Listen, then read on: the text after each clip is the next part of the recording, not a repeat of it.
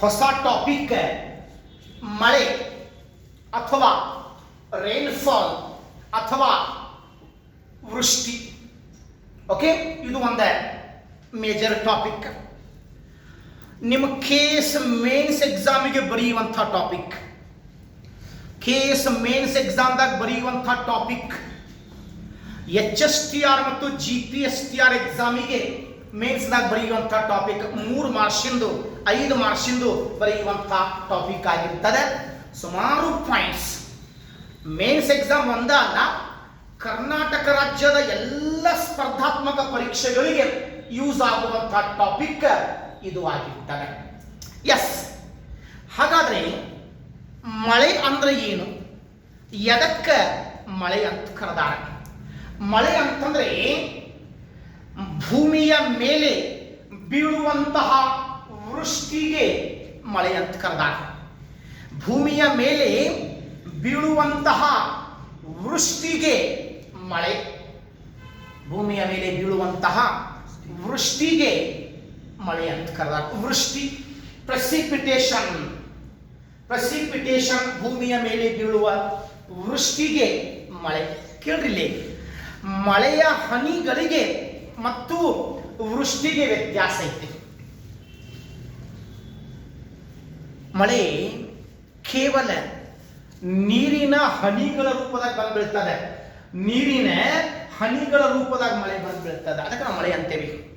ಆದರೆ ನೀರು ಘನ ಮತ್ತು ಧ್ರುವ ಮಾಧ್ಯಮದಾಗ ಏನು ಬಂದು ಬೀಳ್ತದೆ, ನೀರು ಘನ ಮತ್ತು ಧ್ರುವ ಮಾಧ್ಯಮದಲ್ಲಿ ಬಂದು ಬೀಳುವುದಕ್ಕೆ ವೃಷ್ಟಿ. ನೀರ ಹನಿಗಳ ರೂಪದಾಗ ಬರ್ತದೆ, ನೀರ ಮಂಜಿನ ರೂಪದಾಗ ಬರ್ತದೆ, ನೀರ ಆನೆಕಲ್ಲಿನ ರೂಪದಾಗ ಬರ್ತದೆ, ನೀರು ಹಿಮದ ರೂಪದಾಗ ಬಂದು ಬೀಳ್ತದೆ. ಹಂಗಾಗಿ ಒಟ್ಟಾರೆ ಕೂಡಿಸಿ, ಓಕೆ, ಒಟ್ಟಾರೆ ಕೂಡಿಸಿ ಅದಕ್ಕೆ ವೃಷ್ಟಿ ಅಂತ ಕರ. ಒಟ್ಟಾರೆ ಕೂಡಿಸಿ ವೃಷ್ಟಿ. ಇಲ್ಲಿ ಮಳೆಗೆ ಮೂಲ, ಮಳೆಗೆ ಮೂಲ ಯಾವುದಪ್ಪ ಅಂತಂದ್ರೆ ನೀರಾವಿ. ಮಳೆಗೆ ಮೂಲ ಯಾವುದು? ನೀರಾವಿ. ಮಳೆಗೆ ಮೂಲ ನೀರಾವಿ. ನೋಡ್ರಿ, ಸೂರ್ಯನ ಉಷ್ಣಾಂಶ ಇರಬೇಕ, ಸೂರ್ಯನ ಉಷ್ಣಾಂಶದಿಂದ ನೀರು ಕಾಯಬೇಕ, ಆ ಕಾದಂಥ ನೀರು ಆವಿಯಾಗಬೇಕ, ಆವಿಯಾಗಿ ಆ ನೀರು ಮೇಲೆ ಹೋಗ್ಬೇಕ, ಆ ನೀರಾವಿ ಮೇಲೆ ಹೋದಂಗ ಉಷ್ಣಾಂಶ ಕಳ್ಕೊಂತ ಹೋಗ್ತದೆ, ತಂಪಾಗ್ತದೆ. ಒಂದು ನಿರ್ದಿಷ್ಟ ಮಟ್ಟಕ್ಕೆ ಮೇಲೆ ಬಂತಪ್ಪ ಅಂತಂದ್ರೆ, ಹೆಚ್ಚು ಕಡಿಮೆ 12 ಕಿಲೋಮೀಟರ್ ಮೇಲೆ ಬಂತಪ್ಪ ಅಂತಂದ್ರೆ ಆ ನೀರಾವಿ ಪೂರ್ತಿ ತಂಪಾಗ್ತದೆ. ಅದ್ರಾಗ ಸೂಕ್ಷ್ಮ ನೀರಿನ ಕಣಗಳು ಮಾರ್ಪಾಡುಗೊಳ್ತಾವ. ಆ ಕನಿಷ್ಠ ಉಷ್ಣಾಂಶದೊಳಗೆ ಆ ಸೂಕ್ಷ್ಮ ನೀರಿನ ಕಣಗಳು ಒಂದಕ್ಕೊಂದು ಆಕರ್ಷಣೆ ಮಾಡಿ ಕೂಡ್ಕೊಂತಾವ, ದೊಡ್ಡ ಹನಿಗಳು ಆಗ್ತಾವ. ಮುಂದೆ ಭಾರವಾಗಿ ವಾಯುಮಂಡಲದ ಮೂಲಕ ಭೂಮಿಗೆ ಬಂದ್ಬಿಡ್ತವೆ. ಮಳೆಗೆ ಮೂಲ ನೀರಾವಿ. ಓಕೆ, ನೀರಾವಿ ಹೆಚ್ಚಿತ್ತಂತಂದ್ರೆ ಹೆಚ್ಚಿನ ಪ್ರಮಾಣದ ಮಳೆ ಆಗ್ತದೆ, ನೀರಾವಿಯ ಪ್ರಮಾಣ ಕಡಿಮೆ ಇತ್ತಂತಂದ್ರೆ ಮಳೆಯ ಪ್ರಮಾಣ ಕಡಿಮೆ ಆಗ್ತದೆ. ಅರಣ್ಯಗಳು, ವಿಶೇಷ ಒಂದು ಕ್ವಶನ್ ಕೇಳಿದ, ಅರಣ್ಯಗಳ ಪ್ರಮಾಣ ಹೆಚ್ಚಾದ್ರೆ ಏನಾಗ್ತದೆ? ಮಳೆಯ ಪ್ರಮಾಣ ಕಡಿಮೆ ಆಗ್ತದೆ. ಅರಣ್ಯಗಳ ಪ್ರಮಾಣ ಹೆಚ್ಚಾದ್ರೆ ಮಳೆಯ ಪ್ರಮಾಣವೂ ಸಹ ಹೆಚ್ಚಾಗ್ತದೆ. ಭೂಮಿಯ ಮೇಲೆ ಬೀಳುವಂತಹ ವೃಷ್ಟಿಗೆ ಪ್ರೆಸಿಪಿಟೇಷನ್. ಓಕೆ, ಈಗ ನೋಡ್ರಿ, ಇಲ್ಲಿ PSI ಎಕ್ಸಾಮ್ದಾಗ 2-3 ಕ್ವಶನ್ ಕೇಳ್ಯಾನ. ಒಂದು B.Ed ಹಿಸ್ಟ್ರಿ ಮೆಥಡ್ದಾಗ ಕೇಳ್ಯಾನ. ಮಳೆಯ ಹನಿ ಆಕಾರ ಹೆಂಗಿರ್ತದೆ, ಮಳೆಯ ಹನಿಯ ಆಕಾರ ಹೆಂಗಿರ್ತದೆ ಕೇಳ್ಯಾನ. What is the shape of rain drop? ಮಳೆಯ ಹನಿಯ ಆಕಾರ ಗೋಳಾಕಾರವಾಗಿರ್ತದೆ. ಗೋಳಾಕಾರ, spherical shape. The raindrop is being in spherical shape due to, ಇಲ್ಲೇನದೆ, ಇಲ್ಲಿ ಮಳೆಯ ಹನಿ ಗೋಳಾಕಾರವಾಗಿರಲು ಕಾರಣವೇನು? ಮಳೆಯ ಹನಿ ಗೋಳಾಕಾರವಾಗಿರಲು ಕಾರಣ ಮೇಲ್ಮೈ ಗುರುತ್ವ ಬಲ. ಮೇಲ್ಮೈ ಗುರುತ್ವ ಬಲ. ನಿಮ್ಮ PSI ಎಕ್ಸಾಮ್ದಾಗ ಕೇಳಿದ ಪ್ರಶ್ನೆ. Rain drop is being in spherical shape due to surface tension. Surface tension, ಮೇಲ್ಮೈ ಗುರುತ್ವ ಬಲ. ಮೇಲ್ಮೈ ಗುರುತ್ವ ಬಲದಿಂದ ಏನಾಗ್ತದೆ, ಮಳೆಯ ಹನಿ ಗೋಳಾಕಾರವಾಗಿರ್ತದೆ. ಮೇಲ್ಮೈ ಗುರುತ್ವ ಬಲದಿಂದ due to surface tension the rain drop is being in spherical shape. ಇದು ನಿಮಗೆ ಗೊತ್ತಿರಲಿ. ಎಸ್, ಬಿ ಎಡ್ ಎಕ್ಸಾಮ್ದಾಗ ಮೋಸ್ಟ್ಲಿ 2007 ಹಿಸ್ಟ್ರಿ ಮೆಥಡ್ದಾಗ ಪ್ರಶ್ನೆ ಕೇಳಿದ್ದ. ಮಳೆಯ ಹನಿ ಆಕಾರ ಹೆಂಗಿರ್ತದೆ ಅಲ್ಲಿ ಕೇಳಿದಾಗ ಆನ್ಸರ್ ಬೇರೆ ಕೊಟ್ಟಿದ್ದ. ಮಳೆಯ ಹನಿಯ ಆಕಾರ ಷಟ್ಕೋನಾಕಾರವಾಗಿರ್ತದೆ. ಷಟ್ಕೋನಾಕಾರವಾಗಿರ್ತದೆ. ಹೆಕ್ಸಾಗಾನ್ ಶೇಪ್ ಅಲ್ಲಿ ಕೇಳಿದಾಗ ಹೆಕ್ಸಾಗಾನ್ ಶೇಪ್ ಕೊಟ್ಟಿದ್ದ. ಬರಬೇಕಾದ್ರೆ ಗೋಳಾಕಾರವಾಗ್ತದೆ. ಮಳೆಯ ಹನಿ ಬರಬೇಕಾದ್ರೆ ಬರ್ತದೆ. ಬಂದ ಭೂಮಿ ಮೇಲೆ ಬಿತ್ತಪ್ಪ ಅಂತಂದ್ರೆ ಷಟ್ಕೋನಾಕಾರವಾಗಿ ಮಾರ್ಪಾಡುಗೊಳ್ಳುತ್ತದೆ. 6 ಕೋನಗಳಾಗಿ ಮಾರ್ಪಾಡುಗೊಳ್ಳುತ್ತದೆ. ಹಂಗಾಗಿ ಷಟ್ಕೋನಾಕಾರ ಅಥವಾ ಹೆಕ್ಸಾಗಾನ್ ಶೇಪ್ ಅಂತ ಕರೆದಾರೆ. ಇದು ನಿಮಗೆ ಗೊತ್ತಿರಲಿ. ಎಸ್, ಇಲ್ಲಿ ಮಳೆಯನ್ನು ಅಳೆಯುವಂತಹ ಸಾಧನೆ. ಮಳೆಯ ಪ್ರಮಾಣ ಎದರಿಂದ ಅಳೆಯುತ್ತಾರೆ? ಮಳೆಯ ಮಾಪಕ. ಹೌದಾ? ಮಳೆಯ ಮಾಪಕದಿಂದ ಅಳೆಯುತ್ತಾರೆ. ಮಳೆಯ ಮಾಪಕ. ಅದಕ್ಕೆ ಬೇರೆ ಬೇರೆ ನೇಮ್ಸ್ ಅದಾವ್ರಿ. ವರ್ಷ ಮಾಪಕ ಎಲ್ಲ ಬಂದರಿ. ವರ್ಷ ಮಾಪಕ, ಪರ್ಜನ್ಯ ಮಾಪಕ, ರೈನ್ ಗೇಜ್. ಹೌದಾ? ಮಳೆಯನ್ನು ಅಳೆಯುವಂತಹ ಸಾಧನ ವೃಷ್ಟಿ ಮಾಪಕ, ಪರ್ಜನ್ಯ ಮಾಪಕ, ವರ್ಷ ಮಾಪಕ. ಓಕೆ, ವರ್ಷ ಮಾಪಕ, ಪರ್ಜನ್ಯ ಮಾಪಕ. ಮಳೆಯ ಮಾಪಕ ಹೆಂಗಿರ್ತದ ಸ್ವಲ್ಪ ನೋಡ್ರಿ. ಮಳೆಯ ಮಾಪಕ, ವರ್ಷ ಮಾಪಕ ಹೆಂಗಿರ್ತದೆ ಸ್ವಲ್ಪ ನೀವು ಅದನ್ನ ಇಮೇಜ್ ನೋಡ್ಕೊಡ್ರಿ. ಅದ ಮಳೆಯ ಮಾಪಕ ವಿಶೇಷವಾಗಿ ಇದು ಮಳೆಯ ಮಾಪಕ ಆಗಿರ್ತದೆ. ಏನು ಮಳೆ ಆಗ್ತದೆ, ಆ ಮಳೆ ನೀರು ಹೌದಾ ಇದ್ರಾಗ ಬಂದ್ಬಿಡ್ತದೆ. ಎಷ್ಟು ಚಿತ್ರ ಕೊಟ್ಟಾನ, ಬೆಸ್ಟ್ ಕೊಟ್ಟಾನ. ಏನಿದೆಲ್ಲ ಲಾಲ್ಕಿ ಫಿನಲ್ ಇತ್ತು, ಲಾಲ್ಕಿ ಟೈಪ್ ಇರ್ತದೆ. ಅದ್ರಾಗ ಮಳೆಯ ಹನಿಗಳು ಬಂದು ಬೀಳ್ತಾವ. ಹೆಂಗ ಮಳೆಯ ಹನಿಗಳು ಬಂದು ಬೀಳ್ತಾವ? ಒಳಗೆ ಶೇಖರಣೆಗೊಳ್ತಾವ. ಒಳಗೆ ಸಂಗ್ರಹ ಗ್ಲಾಸಿಂಗ್. ಇದೊಂದು ಗ್ಲಾಸಿನ ಪಾಟ್. ಇದು ಮಳೆ ಆತಪ್ಪ ಶುರು ಆತಂತ ಹೊರಗಿಡ್ತಾರೆ. ಅದ್ರಾಗ ಏನು ಮಳೆ ಆಗ್ತದ, ನೀರು ಬಂದು ಬೀಳ್ತಾವಲ್ಲ, ಅದ್ರಾಗ ಎಷ್ಟು ಪ್ರಮಾಣ ಏನಿದೆಯಲ್ಲ ಅದನ್ನ ಮೆಜರ್ಮೆಂಟ್ ಮಾಡ್ತಾರೆ. ಬಹಳ ಕನಿಷ್ಠ ಪ್ರಮಾಣದೊಳಗಿದ್ರೆ ಮಿಲಿಮೀಟರ್ದಾಗ, ಮಧ್ಯಮ ಪ್ರಮಾಣದೊಳಗಿದ್ರೆ ಸೆಂಟಿಮೀಟರ್ದಾಗ, ಗರಿಷ್ಠ ಪ್ರಮಾಣದಾಗ ಮಳೆ ಆದ್ರೆ ಇಂಚಿನಾಗಿ ಮೆಜರ್ಮೆಂಟ್ ಮಾಡ್ತಾರೆ. ಮಳೆಯನ್ನು ಅಳೆಯುವಂತಹ ಸಾಧನೆ ವೃಷ್ಟಿ ಮಾಪಕ, ಪರ್ಜನ್ಯ ಮಾಪಕ ಇದು ಆಗಿರ್ತದೆ. ನಿಮಗೆ ಗೊತ್ತಿರಲಿ. ಓಕೆ, ಇದೊಂದು ಗ್ಲಾಸಿಂದ ಒಂದು ಸಾಧನ ಆಗಿರ್ತದೆ. ಮಳೆ ಬರಬೇಕಾದ್ರೆ ಇದನ್ನ ಹೊರಗಿಡ್ತಾರೆ.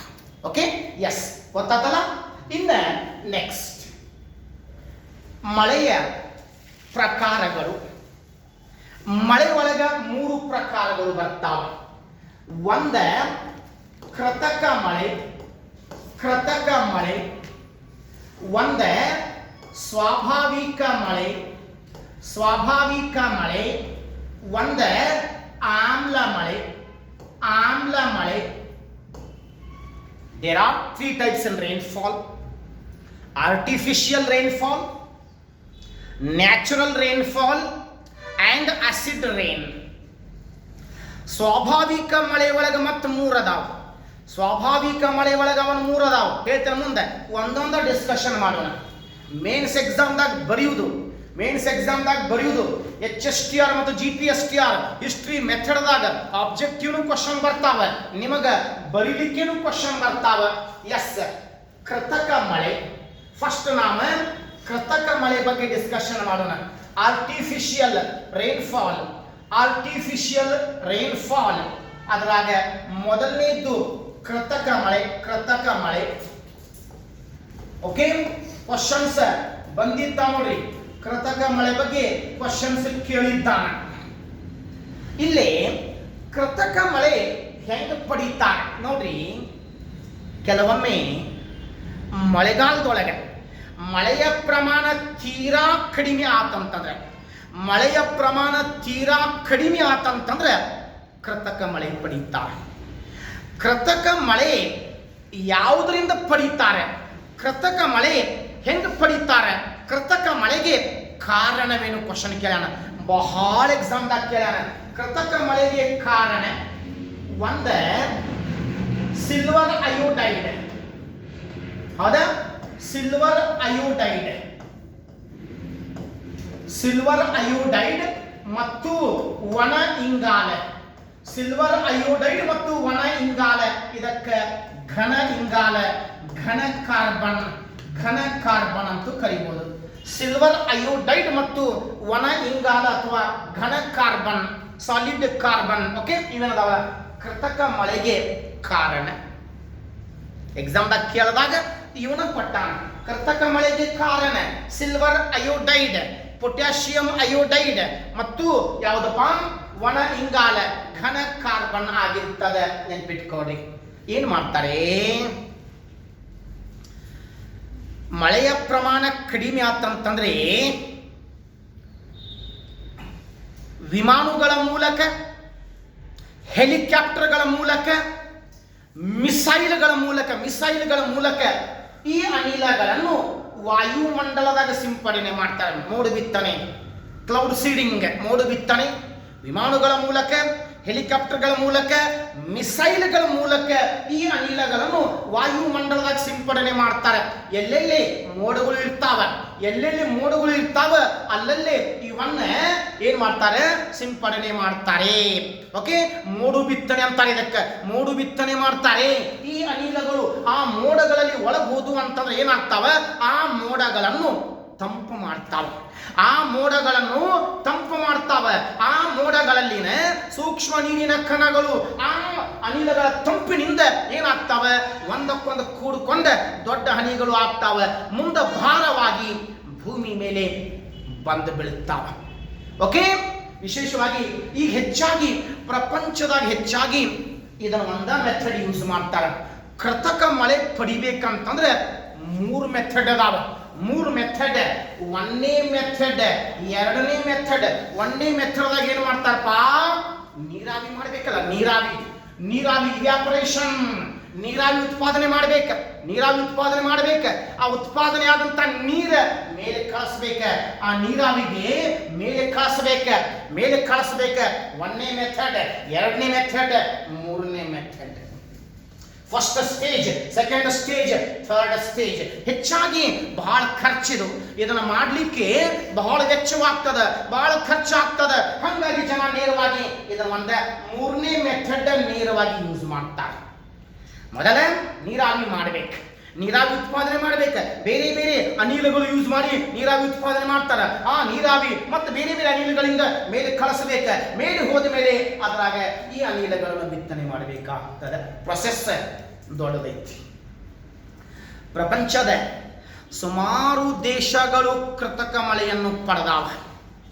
ಇತ್ತೀಚೆಗೆ ಚೈನಾದವ್ರು ಏನ್ ಮಾಡ್ಯಾರಪ್ಪ ಅಂತಂದ್ರೆ ಮಿಸೈಲ್ ಯೂಸ್ ಮಾಡಕತ್ತಾರೆ. ಇವತ್ತು ಮಿಸೈಲ್ ಎಲ್ಲಿ ಮೋಡ ಇರ್ತಾವ ಆ ಮಿಸೈಲ್ದಾಗ ಆ ಅನಿಲಗಳನ್ನು ತುಂಬಿ ಅಲ್ಲೇ ಬ್ಲಾಸ್ಟ್ ಮಾಡಿಬಿಡೋದು. ಆ ಮೋಡಗಳಲ್ಲಿ ಬ್ಲಾಸ್ಟ್ ಆದವು ಅಂತಂದ್ರೆ ಮುಂದೆ ಏನಾಗ್ತಾವ, ತಂಪಾಗ್ತಾವ, ಮಳೆ ಆಗ್ತದೆ. ಕೇಳ್ರಿ ಇಲ್ಲಿ ಹಿಸ್ಟ್ರಿ. ಕೆಲವೊಂದು ಶ್ರೀಮಂತ ರಾಷ್ಟ್ರಗಳಲ್ಲಿ ಈಗ ಮ್ಯಾರೇಜ್ ಇದೆ, ಅವರ ಮನೆ ಒಳಗೆ ದೊಡ್ಡ ಫಂಕ್ಷನ್ ಇದೆ. ಆ ಫಂಕ್ಷನ್ ದಿವಸ ಮಳೆ ಆಗಬಾರ್ದು ಅಂತಂದ್ರೆ ಅವ್ರ ಆ ಫಂಕ್ಷನ್ಗಿಂತ ಮುಂಚೆ ಮಳೆ ಪಡಿತಾರೆ. ಮೋಡಗಳು ಇದ್ದು ಅಂತಂದ್ರೆ ಆ ಅನಿಲಗಳನ್ನು ಮಿಶ್ರಣ ಮಾಡಿ ಮೊದಲ ಮಳೆ ತರಿಸ್ತಾರೆ. ಫಂಕ್ಷನ್ ದಿವಸ, ಮ್ಯಾರೇಜ್ ದಿವಸ ಮಳೆ ಆಗಬಾರ್ದಂತ. ಚೈನಾದಾಗ ಹಿಂದೆ ಒಲಿಂಪಿಕ್ಸ್ ಆದು ನೋಡ್ರಿ. ಚೈನಾದಾಗ ಒಲಿಂಪಿಕ್ಸ್ ಗೇಮ್ ಆದು 1 ತಿಂಗಳು ನಡೆದು ಆ 1 ತಿಂಗಳದಾಗ ಮಳೆ ಆಗಲಿಲ್ಲ. ಯಾಕಂತಂದ್ರೆ ಅವ್ರ ಈ ಪ್ರಾಜೆಕ್ಟ್ ಯೂಸ್ ಮಾಡಿದ್ರು. ಆ ಒಲಿಂಪಿಕ್ಸ್ ನಡೆದಾಗ ಮಳೆ ಆಗಬಾರ್ದಂತ ಏನ್ ಮಾಡಿದ್ರು, ಒಲಿಂಪಿಕ್ಸ್ ನಡೆಯೋಕ್ಕಿಂತ ಮುಂಚೆ 1 ವಾರ 15 ದಿವಸ ಮುಂಚೆ ಆ ಮೋಡಗಳಲ್ಲಿ ಈ ಅನಿಲಗಳನ್ನು ಮೋಡು ಬಿತ್ತನೆ ಮಾಡಿದ್ರು. ಅವರು ಮಿಸೈಲ್ಗಳ ಮೂಲಕ ಆ ಅನಿಲಗಳನ್ನು ಸಿಂಪಡಣೆ ಮಾಡಿ, ಕ್ಲೌಡ್ ಸೀಡಿಂಗ್ ಮಾಡಿ ಮೊದಲ ಮಳೆ ಪಡೆದ್ರೆ ಆ 1 ತಿಂಗಳ ಮಳೆ ಆಗಲಿಲ್ಲ. ಈ ರೀತಿ ಸಾಧ್ಯತೆ ಇದೆ. Depends upon there technology. ಈಗ ಇಂಪಾರ್ಟೆಂಟ್ ಕಾರ್ಯಕ್ರಮಗಳು ಇರ್ತಾವ. ಆ ಕಾರ್ಯಕ್ರಮಗಳಲ್ಲಿ ಮಳೆ ಆಗಬಾರ್ದು ಅಂತಂದ್ರೆ ಮೊದಲ ಮಳೆ ಪಡಿಬಹುದು. ಮೊದಲ ಮಳೆ ಪಡೆದ ಮೋಡ ಖಾಲಿ ಮಾಡಬಹುದು, ಒಣ ಮೋಡ ಮಾಡಬಹುದು, ಆಮೇಲೆ ಮಳೆ ಆಗಂಗಿಲ್ಲ. ಈ ಟೆಕ್ನಾಲಜಿ ಚೈನಾದವರು ವರ್ಲ್ಡ್ದಾಗ ಭಾಳ ಫೇಮಸ್ ಅದ ಟೆಕ್ನಾಲಜಿ ಒಳಗೆ. ಅವ್ರ ಇದನ್ನ ಯೂಸ್ ಮಾಡ್ಯಾರ. ಒಲಿಂಪಿಕ್ಸ್ ಗೇಮ್ಗಿಂತ ಮುಂಚೆ ಮಳೆ ಪಡೆದ್ರು, ಒಂದು ತಿಂಗಳು ಒಲಿಂಪಿಕ್ಸ್ ಆದರೂ ಮಳೆ ಆಗಲಿಲ್ಲ. ಎಸ್, ಕೃತಕ ಮಳೆ ಮೊಟ್ಟ ಮೊದಲು ಯಾರು ಕಂಡು ಹಿಡಿದ್ರು? ಅಮೆರಿಕಾದ ರಸಾಯನಶಾಸ್ತ್ರಜ್ಞ 1946 ಒಳಗೆ ಅಮೆರಿಕಾ ದೇಶದ ರಸಾಯನಶಾಸ್ತ್ರಜ್ಞ ವಿನ್ಸೆಂಟ್ ಸ್ಟಿಫರ್. ಹೌದಾ? ವಿನ್ಸೆಂಟ್ ಸ್ಟಿಫರ್ ಅನ್ನುವಂಥ ವ್ಯಕ್ತಿ ಫಸ್ಟ್ ಈ ಕೃತಕ ಮಳೆ ಕಂಡು ಹಿಡಿದ. ಅಮೆರಿಕಾದ ರಸಾಯನಶಾಸ್ತ್ರಜ್ಞ ವಿನ್ಸೆಂಟ್ ಸ್ಟಿಫರ್ ಅನ್ನುವಂಥ ವ್ಯಕ್ತಿ ಕೃತಕ ಮಳೆ ಕಂಡು ಹಿಡಿದ. ಅವನು ಅಮೆರಿಕಾದಾಗ ಕೃತಕ ಮಳೆ ಫಸ್ಟ್ ಕಂಡು ಹಿಡಿದ. ಹಾಗಾದ್ರೆ ಭಾರತ ದೇಶದಾಗ ಕೃತಕ ಮಳೆ ಎಲ್ಲೆಲ್ಲಿ ಪಡೆದಾರೆ? ನಮ್ಮ ಭಾರತ ದೇಶದೊಳಗೆ ಕೃತಕ ಮಳೆ ಎಲ್ಲೆಲ್ಲಿ ಆಗಿರ್ತದೆ? ಸುಮಾರು ಕಡೆ ಆಗೈತಿ. ನಮ್ಮ ಕಡೆ ಸುಮಾರು ಕಡೆ ಕೃತಕ ಮಳೆ ಪಡೆದಾರೆ. ಗುಜರಾತ್ನೊಳಗೆ ಪಡೆದಾರೆ, ಮಹಾರಾಷ್ಟ್ರದಾಗ ಪಡೆದಾರೆ, ಆಂಧ್ರ ಪ್ರದೇಶದೊಳಗೆ ಪಡೆದಾರೆ, ತಮಿಳುನಾಡೊಳಗೆ ಪಡೆದಾರೆ, ಕರ್ನಾಟಕದಾಗ ಪಡೆದಾರೆ. ಅದ ದಕ್ಷಿಣ ಭಾರತದೊಳಗೆ ಬೇರೆ ಬೇರೆ ರಾಜ್ಯಗಳಲ್ಲಿ ಮಳೆಯ ಪ್ರಮಾಣ ಕಡಿಮೆ ಆದಾಗ ಕೃತಕ ಮಳೆಯನ್ನು ಪಡೆದಾರೆ. ಗುಜರಾತ್, ಮಹಾರಾಷ್ಟ್ರ, ಆಂಧ್ರ ಪ್ರದೇಶ, ತೆಲಂಗಾಣ, ಕರ್ನಾಟಕ, ತಮಿಳುನಾಡು ಅದ ಎಲ್ಲ ರಾಜ್ಯಗಳಲ್ಲಿ ಕೃತಕ ಮಳೆ ಪಡೆದಾರೆ. ಹಂಗಾದ್ರೆ ನಾವಿಲ್ಲಿ ಕರ್ನಾಟಕದ ಬಗ್ಗೆ ಡಿಸ್ಕಷನ್ ಮಾಡೋಣ. ಕರ್ನಾಟಕದ ಎಕ್ಸಾಮ್ದಾಗ ಕೇಳ್ತಾನೆ, ಕರ್ನಾಟಕದೊಳಗೆ ಕೃತಕ ಮಳೆ ಮೊಟ್ಟ ಮೊದಲು ಯಾವಾಗ ಪಡೆದ್ರು? 2003 ಕರ್ನಾಟಕದೊಳಗೆ 2003 ಒಳಗೆ ಅವಾಗ SM ಕೃಷ್ಣ ಚೀಫ್ ಮಿನಿಸ್ಟರ್ ಇದ್ರು ನೋಡಿ. ಕರ್ನಾಟಕದಲ್ಲಿ ಮೊಟ್ಟ ಮೊದಲು ಕೃತಕ ಮಳೆ 2003 ಒಳಗೆ. ಆ ಯೋಜನೆಗೆ ಒಂದು ಹೆಸರು ಕೊಟ್ಟಿದ್ರು. ಆ ಯೋಜನೆ ಯಾವುದಪ್ಪ? ಪ್ರಾಜೆಕ್ಟ್ ವರುಣ್ ಅನ್ನುವಂಥ ಯೋಜನೆ. ಪ್ರಾಜೆಕ್ಟ್ ವರುಣ್ ಅನ್ನುವಂಥ ಯೋಜನೆ. ಆ ಮಳೆಗೆ ಏನ್ ನೇಮ್ ಕೊಟ್ಟಿದ್ರಪ್ಪ? ಆ ಪ್ರಾಜೆಕ್ಟ್ಗೆ ಏನ್ ನೇಮ್ ಕೊಟ್ಟಿದ್ರಪ್ಪ? ವರುಣ್ ಪ್ರಾಜೆಕ್ಟ್, ವರುಣ್ ಯೋಜನೆ. ಎಲ್ಲೆಲ್ಲಿ ಮಳೆ ಪಡೆದರು? ಗದಗ, ಧಾರವಾಡ, ಬಾಗಲಕೋಟೆ. ಹೌದಾ? ಒಂದ ಗದಗ, ಧಾರವಾಡ, ಬಾಗಲಕೋಟೆ. ಮೇನ್ ಗದಗ ಜಿಲ್ಲೆ ಒಳಗೆ ಮಾಡಿದ್ರು ಇದನ್ನು. ಇದನ್ನು ಮಾಡಿದ್ರು. Okay, Gadag, Dharwad, Bagalkot main centre point Gadag. ಅವಾಗ ನಮ್ಮ ದೇಶದಾಗ ಅಂತ ಟೆಕ್ನಾಲಜಿ ಇದ್ದಿದ್ದಿಲ್ಲ. ಅಮೆರಿಕಾ ದೇಶದ ವಿಮಾನ ಬಂದಿದ್ದು. ಅಮೆರಿಕಾ ದೇಶದ ವಿಮಾನಗಳು ಬಂದ ಮೋಡು ಬಿತ್ತನೆ ಮಾಡಿ ಕೃತಕ ಮಳೆ ಮೋಡು ಬಿತ್ತನೆ ಮಾಡಿ ಹೋದು. ಅಮೆರಿಕಾ ದೇಶದ ವಿಮಾನಗಳು ಅಲ್ಲಿ ಅವಾಗ ಟೆಕ್ನಾಲಜಿ ಇತ್ತು, ನಮ್ಮ ಕಡೆ ಟೆಕ್ನಾಲಜಿ ಇದ್ದಿದ್ದಿಲ್ಲ. ಹಂಗಾಗಿ ಅಮೆರಿಕಾದ ವಿಮಾನಗಳು ಬಂದ ಮೋಡು ಬಿತ್ತನೆ ಮಾಡಿ ಹೋದು. ಮಳೆ ಆತ ಸ್ವಲ್ಪ ಪ್ರಮಾಣದೊಳಗೆ ಅಷ್ಟು ದೊಡ್ಡ ಪ್ರಮಾಣದಾಗ ಆಗಲಿಲ್ಲ. ಆಮೇಲೆ 2017 ಮತ್ತು 2019 ಮತ್ತು 2019 ಮತ್ತು ಕೃತಕ ಮಳೆ ಪಡೆದ್ರೆ 2017 ಮತ್ತು 2019 ಆ ಯೋಜನೆಗೆ ಏನ್ ಹೆಸರು ಕೊಟ್ಟಿದ್ರಪ್ಪ ಅಂತಂದ್ರೆ ಪ್ರಾಜೆಕ್ಟ್ ವರ್ಷಧಾರೆ. ಅದಕ್ಕೆ ಕೊಟ್ಟಂತ ಹೆಸರು ವರ್ಷಧಾರೆ ಯೋಜನೆ. ಅದ ವರ್ಷಧಾರೆ ಪ್ರಾಜೆಕ್ಟ್ 2017 ಮತ್ತು 2019. ಹಾಗಾದ್ರೆ ಇದನ್ನ ಎಲ್ಲಿ ಮಳೆ ಪಡೆದ್ರು? ಸೌತ್ ಕರ್ನಾಟಕದೊಳಗೆ ಬೆಂಗಳೂರು, ರಾಯಚೂರು, ಯಾದಗಿರಿ, ವಿಶೇಷವಾಗಿ ಈ ಜಿಲ್ಲೆಗಳಲ್ಲಿ ಯಾವಾಗ ಮಳೆ ಪಡೆದ್ರು ನೋಡ್ರಿ. ವಿಶೇಷವಾಗಿ ಸೌತ್ ಕರ್ನಾಟಕದಾಗ, ದಕ್ಷಿಣ ಕರ್ನಾಟಕದಾಗ ಬೆಂಗಳೂರು, ರಾಯಚೂರು, ಯಾದಗಿರಿ ಈ ಪ್ರದೇಶಗಳಲ್ಲಿ.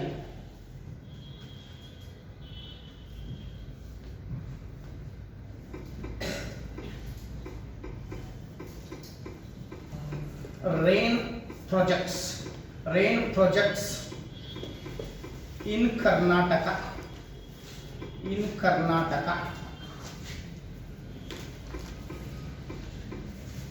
Just ನೋಡ್ರಿ ಒಂದ್ಸಲ ಕಣ್ಣು ಹಾಸಿ ಗೂಗಲ್ ಸಿಗ್ತಾವ.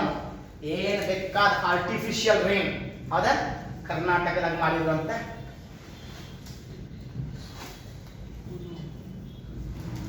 ಕರ್ನಾಟಕ ಏನಿದೆ ಕೊಡಪ್ಪ ಇದೆ.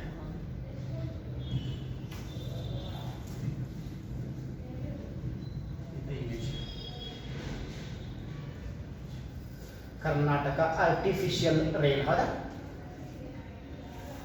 2000 ಇಲ್ಲಿ ಪ್ರಾಜೆಕ್ಟ್ ವರ್ಷಧಾರೆ 2017 2019 ವರ್ಷಧಾರೆ ಮಾಡಿದ್ರು. ಓಕೆ ಇನ್ನೊಂದಿದೆ 2003ರದ mostly project Varshadhari project Varuna Hubballi ನೋಡ್ರಿ ನೀವ ನೋಡ್ರಿಪ್ಪ ಕ್ಲೌಡ್ ಸೀಡಿಂಗ್ ಅದಾವ ಸಿಗ್ತಾವ ನಿಮಗೆ ಇನ್ಫಾರ್ಮೇಷನ್ಸ್ ಎಲ್ಲ ಸಿಗ್ತಾವ ಎಲ್ಲ ಇಮೇಜ್ ಎಲ್ಲಾನು ಪ್ರತಿಯೊಂದು ಸಿಗ್ತಾವ ನೀವು ನೋಡ್ಲಿಕ್ಕೆ ಪ್ರಯತ್ನ ಮಾಡಿ ಇನ್ನೊಂದಿದೆ ಇದ್ರಾಗ ಇದೆ ಬಟ್ ಇದು ತೋರಿಸ್ತಾ ಇಲ್ಲ 2003 ಒಂದು ಆಗಿದ್ದು ಎಸ್ ಎಂ ಕೃಷ್ಣ ಅವ್ರು ಇದ್ದಾಗ ಅದ ಅವಾಗ ಮಾಡಿದ್ರೆ ಬಟ್ ಅದಿರಾಗಿಲ್ಲ ಪರವಾಗಿಲ್ಲ ನೀವು ಅದನ್ನು ನೋಡ್ಕೊಳ್ಳಿ ಓಕೆ ಈಗ ನಾನು ಕೃತಕ ಮಳೆ ಬಗ್ಗೆ ಹೇಳಿದೆ ಒಂದು ಪ್ರಶ್ನೆ ಕೇಳಿದ ಒಂದು ಕ್ಲರಿಕಲ್ ಎಕ್ಸಾಮ್ದಾಗ ಕೃತಕ ಮಳೆಗೆ ಹೇಗೆ ವ್ಯಾಖ್ಯಾನಿಸಬಹುದು ಡೆಫಿನಿಷನ್ ಕೃತಕ ಮಳೆಗೆ ಹೇಗೆ ವ್ಯಾಖ್ಯಾನಿಸಬಹುದು ಕೃತಕ ಮಳೆಗೆ ಹೇಗೆ ವ್ಯಾಖ್ಯಾನಿಸಬಹುದು ಒಂದು ಪ್ರಶ್ನೆ ಕೇಳಿದ್ದ ಅವಾಗ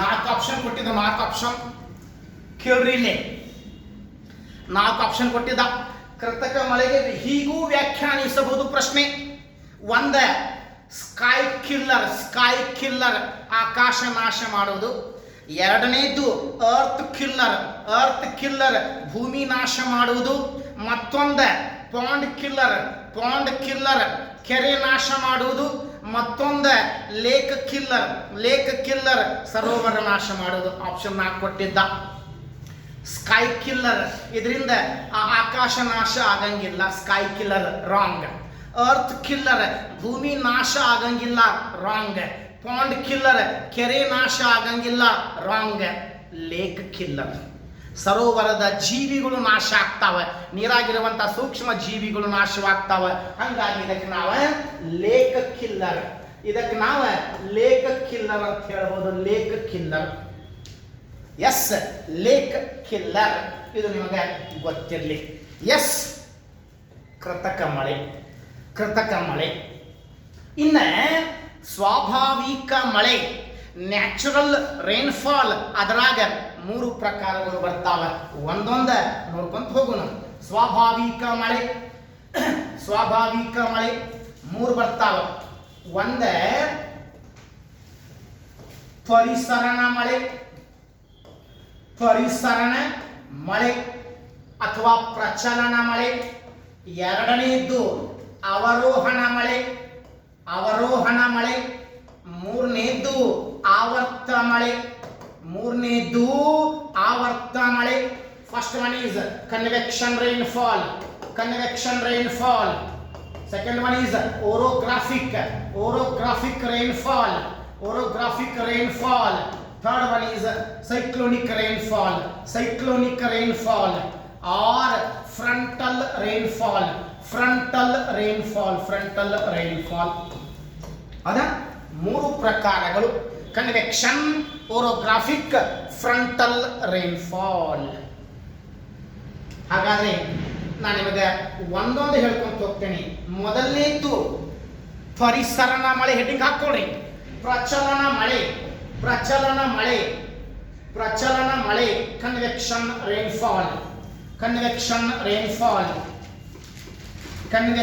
ರೈನ್ಫಾಲ್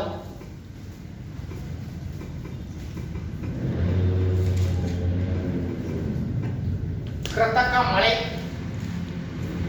ಇಲ್ಲಿ ಕೃತಕ ಮಳೆ ಕನ್ವೆಕ್ಷನ್ ರೈನ್ಫಾಲ್ ಕೃತಕ ಮಳೆ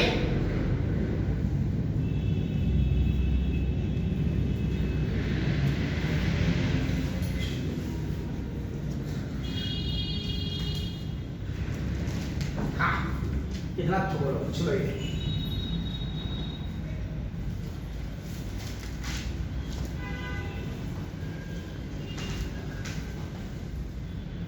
ಒಂದನೇದು ಪರಿಸರಣ ಮಳೆ ಕನ್ವೆಕ್ಷನ್ ರೈನ್ಫಾಲ್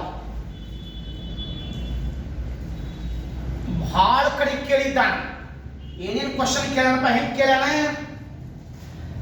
ಪರಿಸರಣ ಮಳೆ ಎಲ್ಲಿ ಆಗ್ತದೆ ಕನ್ವೆಕ್ಷನ್ ಮಳೆ ಎಲ್ಲಿ ಆಗ್ತದೆ ಪ್ರಚಲನ ಮಳೆ ಎಲ್ಲಿ ಆಗ್ತದೆ ಈ ರೀತಿ ಕ್ವಶನ್ಸ್ ಕೇಳೋಣ ನಿಮ್ಮ KS ಎಕ್ಸಾಮ್ದಾಗ ಕೇಳ್ಯಾನ ಓಕೆ UPSC ಒಳಗೆ ಕೇಳ್ಯಾನ UGC ನೆಟ್ ಎಕ್ಸಾಮ್ದಾಗ ಕ್ವಶನ್ಸ್ ಬಂದಿರ್ತಾವ ಹಾಗಾದ್ರೆ ಕೇಳ್ರಿ, ಪರಿಸರನ ಮಳೆ ಭೂಮಿ ಮೇಲೆ ಎಲ್ಲೇ ಆಗ್ತದಪ್ಪ ಅಂತಂದ್ರೆ, ಪರಿಸರನ ಮಳೆ ಭೂಮಿ ಮೇಲೆ ಸಮಭಾಜಕ ವೃತ್ತ ಪ್ರದೇಶದೊಳಗೆ ಆಗ್ತದೆ. ಸಮಭಾಜಕ ವೃತ್ತ ಪ್ರದೇಶದಲ್ಲಿ ಪರಿಸರನ ಮಳೆ ಆಗ್ತದೆ. ಯಾವ ಅಕ್ಷಾಂಶಗಳ ಮಧ್ಯದಾಗ 0ಯಿಂದ 10 ಡಿಗ್ರಿ ಉತ್ತರ, 0ಯಿಂದ 10 ಡಿಗ್ರಿ ದಕ್ಷಿಣ, 0ಯಿಂದ 10 ಡಿಗ್ರಿ ಉತ್ತರ, 0ಯಿಂದ 10 ಡಿಗ್ರಿ ದಕ್ಷಿಣ, ಹೌದಾ? ಆ ಪ್ರದೇಶದೊಳಗೆ, ವಿಶೇಷವಾಗಿ ಈ ಪ್ರದೇಶದೊಳಗೆ ಪರಿಸರನ ಮಳೆ ಆಗ್ತದೆ.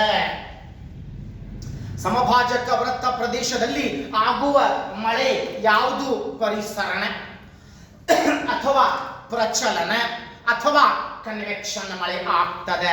ಇದು ನಿಮಗೆ ಗೊತ್ತಿರಲಿ. ಯಾಕೆ ಇದು ಸಮಭಾಜಕ ವೃತ್ತ ಪ್ರದೇಶದೊಳಗ ಆಗ್ತದೆ? ಏನು ಕಾರಣ, ಏನು ರೀಸನ್ ಕೇಳ್ರಿ. ಇಲ್ಲಿ ಸಮಭಾಜಕ ವೃತ್ತ ಪ್ರದೇಶದೊಳಗ ಇಲ್ಲಿ ಸಾಗರಗಳು, ಪೆಸಿಫಿಕ್ ಸಾಗರ ಕಂಡು ಬರ್ತದೆ, ಅಟ್ಲಾಂಟಿಕ್ ಸಾಗರ ಕಂಡು ಬರ್ತದೆ, ಹಿಂದೂ ಮಹಾಸಾಗರ ಕಂಡು ಬರ್ತದೆ. ನೀರಿನ ಪ್ರಮಾಣ ಹೆಚ್ಚಿದೆ. ಸೂರ್ಯ ಯಾವಾಗಲೂ ಸಮಭಾಜಕ ವೃತ್ತದ ಮೇಲೆ ಇರ್ತದೆ, ಸಮಭಾಜಕ ವೃತ್ತದ ಮೇಲೆ ಇರ್ತದೆ. ಇಲ್ಲಿ ನೀರಿನ ಪ್ರಮಾಣ ಹೆಚ್ಚಿದೆ, ಇಲ್ಲಿ ಸೂರ್ಯನ ಶಾಖ ಹೆಚ್ಚಿದೆ, ಉಷ್ಣಾಂಶದ ಪ್ರಮಾಣ ಹೆಚ್ಚಿದೆ. ಹಾಗಾಗಿ ಆ ಹೆಚ್ಚಿನ ಉಷ್ಣಾಂಶದಿಂದ ನೀರು ಆವಿಯಾಗಿ ಮೇಲೆ ಹೋಗ್ತದೆ, ನೀರು ಆವಿಯಾಗಿ ಮೇಲೆ ಹೋಗ್ತದೆ. ಆ ಮೇಲೆ ಹೋಗುವಂತಹ ನೀರಾವಿ ತನ್ನ ಉಷ್ಣಾಂಶವನ್ನು ಕಳ್ಕೊಂತ ಹೋಗ್ತದೆ, ಮುಂದೆ ತಂಪಾಗ್ತದೆ, ಅಲ್ಲೇ ಮೋಡಗಳು ಆಗ್ತಾವೆ, ಮುಂದೆ ಅದ ಪ್ರದೇಶದೊಳಗೆ ಮಳೆ ಆಗ್ತದೆ. ನೀರಿನ ಪ್ರಮಾಣ ಹೆಚ್ಚಿದೆ, ಉಷ್ಣಾಂಶದ ಪ್ರಮಾಣ ಹೆಚ್ಚಿದೆ, ತೇವಾಂಶದ ಪ್ರಮಾಣ ಹೆಚ್ಚಿದೆ, ಮೋಡಗಳ ಪ್ರಮಾಣ ಹೆಚ್ಚಿದೆ, ಮಳೆಯ ಪ್ರಮಾಣ ಹೆಚ್ಚಿದೆ. ಪ್ರಶ್ನೆ ಕೇಳುವುದು ಒಂದೇ, ಸಮಭಾಜಕ ವೃತ್ತ ಪ್ರದೇಶದಲ್ಲಿ ಯಾವ ಮಳೆ ಆಗ್ತದೆ? ಅದ ಶಬ್ದಗಳು ಬೇರೆ ಬೇರೆ ಕೊಟ್ಟಾನ, ಆದ್ರೆ KS ಮೇನ್ಸ್ ಎಕ್ಸಾಮ್ದಾಗ ಬರಿಬೇಕಾಗ್ತದೆ. 15 ಮಾರ್ಕ್ಸಿಗೆ ಬರಿಬೇಕಾಗ್ತದೆ. ಡೈಗ್ರಾಮ್ ತೋರಿಸಿ ಬರಿಬೇಕಾಗ್ತದೆ. ನೋಡಿ ಡೈಗ್ರಾಮ್ ಇಲ್ಲಿ, ಹೌದಾ? ಸಾಗರ ಸಮುದ್ರಗಳಲ್ಲಿನ ನೀರು ಆವಿಯಾಗಿ ಮೇಲೆ ಹೋಗ್ತದೆ, ಇವ್ಯಾಪ್ರೇಷನ್ ಆಗ್ತದೆ, ಅದ ನೀರಾಗಿ ಮೇಲೆ ಹೋಗ್ತದೆ, ಅದ ಮಾಯಿಸ್ಟ್ ರೈಸಸ್, ಅದಂದ್ರೆ ಮೇಲೆ ಹೋಗ್ತದೆ. ಮೊದಲು ಉಷ್ಣಾಂಶ ಕೊಟ್ಟಾನೆ, ಅದ ಉಷ್ಣಾಂಶ ಕೊಟ್ಟಾನೆ. ಆ ಉಷ್ಣಾಂಶದಿಂದ ನೀರು ಕಾಯ್ದು ಮೇಲೆ ಹೋಗ್ತದೆ, ಅದ ಆ ಮೇಲೆ ಹೋಗುವಂತಹ ನೀರು ತಂಪಾಗ್ತದೆ, ನೀರಾವಿ ತಂಪಾಗ್ತದೆ. ಇವ್ಯಾಪರೇಷನ್, ಕಂಡೆನ್ಸೇಷನ್, ಪ್ರೆಸಿಪಿಟೇಷನ್. ವೃಷ್ಟಿ ಅಂತಂದ್ರೆ ಪ್ರೆಸಿಪಿಟೇಷನ್, ನೀರು ಆವಿಯಾಗಿ ಮೇಲೆ ಹೋಗ್ತದೆ, ತಂಪಾಗ್ತದೆ, ಕಂಡೆನ್ಸೇಷನ್ ಆಗ್ತದೆ, ಕ್ಲೌಡ್ ಫಾರ್ಮೇಷನ್ ಆಗ್ತದೆ, ಮತ್ತೆ ಮಳೆಯ ರೂಪದಾಗ ಬರ್ತದೆ. ಇದಕ್ಕೆ ನಾವು ಪರಿಸರನ ಮಳೆ ಅಂತ ಕರೆದೇವಿ, ಇವಕ್ಕೆ ನಾವು ಪ್ರಚಲನ ಮಳೆ ಅಂತ ಕರೆದೇವಿ, ಇದಕ್ಕೆ ನಾವು ಕನ್ವೆಕ್ಷನ್ ಮಳೆ ಅಂತ ಕರೆದೇವಿ. KS ಎಕ್ಸಾಮ್ದಾಗ 3 ಎಕ್ಸಾಮ್ದಾಗ ಕೇಳೋಣ, 3 ಕಡೆ ಬೇರೆ ಬೇರೆ ಶಬ್ದ ಕೊಟ್ಟಾನ. ಸಮಭಾಜಕ ವೃತ್ತ ಪ್ರದೇಶದಾಗ ಯಾವ ಮಳೆ ಆಗ್ತದೆ? ಫಸ್ಟ್ ಮಳೆ ಆಗ್ತದೆ. ಅಥವಾ ಫಸ್ಟ್ ಮಳೆ ಎಲ್ಲಿ ಆಗ್ತದೆ? ಸಮಭಾಜಕ ವೃತ್ತದೊಳಗೆ. ಯಾಕೆ ಆಗ್ತದೆ? ನೀರು ಹೆಚ್ಚಿದೆ, ಉಷ್ಣಾಂಶ ಹೆಚ್ಚಿದೆ, ನೀರಾವಿ ಹೆಚ್ಚಿದೆ, ಮೋಡಗಳ ಪ್ರಮಾಣ ಹೆಚ್ಚಿದೆ, ಮಳೆಯ ಪ್ರಮಾಣವೂ ಸಹ ಹೆಚ್ಚಾಗ್ತದೆ. ಇದು ಕೇಳ್ರಿ, ವರ್ಷದ 12 ತಿಂಗಳು ಮಳೆ ಆಗ್ತದೆ. ಸಮಭಾಜಕ ವೃತ್ತ ಪ್ರದೇಶದೊಳಗೆ ಒಂದು ವರ್ಷಕ್ಕೆ 365 ದಿನ, ಆ 365 ದಿನಾನೂ ಮಳೆ ಆಗ್ತದೆ. ಒಂದು ದಿವಸ ಗ್ಯಾಪ್ ಇಲ್ಲ, 365 ದಿವಸ ಮಳೆ ಆಗ್ತದೆ. ಕೇಳ್ರಿ, ಈಗ ಮುಂಜಾನೆ ಸೂರ್ಯೋದಯ